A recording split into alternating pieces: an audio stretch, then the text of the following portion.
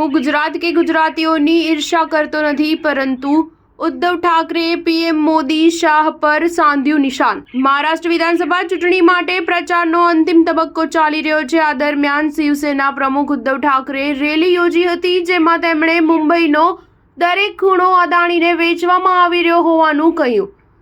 આ સાથે હું ગુજરાત કે ગુજરાતીઓની ઈર્ષ્યા કરતો નથી તેમ કહીને વડાપ્રધાન નરેન્દ્ર મોદી અને અમિત શાહ પર નિશાન સાધ્યું હતું। ઉદ્ધવ ઠાકરે કહ્યું કે મુંબઈનો દરેક ખૂણો અદાણીને વેચવામાં આવી રહ્યો છે।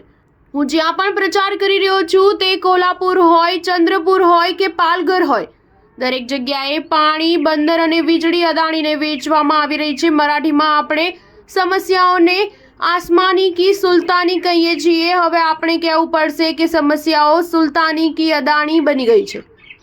આ સાથે તેમણે કહ્યું કે અમે 23 નવેમ્બરે જરૂર જીતીશું, પરંતુ આપણે એ નક્કી કરવું પડશે કે સૌથી જૂઠી સરકાર જીતે નહીં।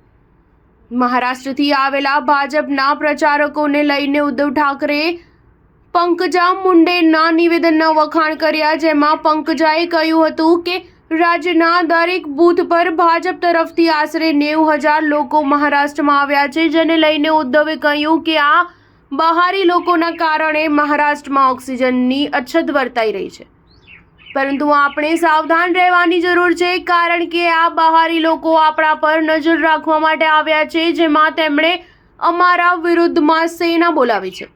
શિવસેના પ્રમુખે કહ્યું કે મેં સાંભળ્યું છે કે રાજનાથસિંહે દાવો કર્યો છે કે ડોક્ટર આંબેડકરને વડાપ્રધાન નરેન્દ્ર મોદીએ ભારત રત્ન આપ્યો હતો। મને નથી ખબર આ સાચું છે કે નહીં, પરંતુ તેમણે જવાબ આપવો જોઈએ કે જો તેઓ આંબેડકરનું આટલું જ સન્માન કરે છે, તો તેમણે લઘુમતી આયોગમાં એક પણ બૌદ્ધ સભ્યની નિમણૂક કેમ ન કરી।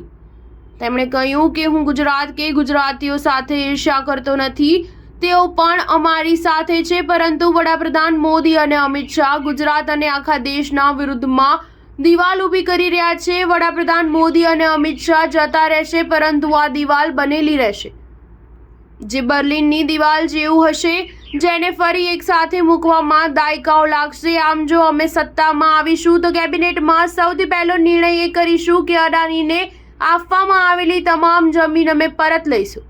મેં MMRDAના MOU અને નીતિ આયોગના નિર્ણયને રદ કરીશું। સ્ટાર ન્યૂઝ 7 હંમેશા સચ્ચાઈની સાથે।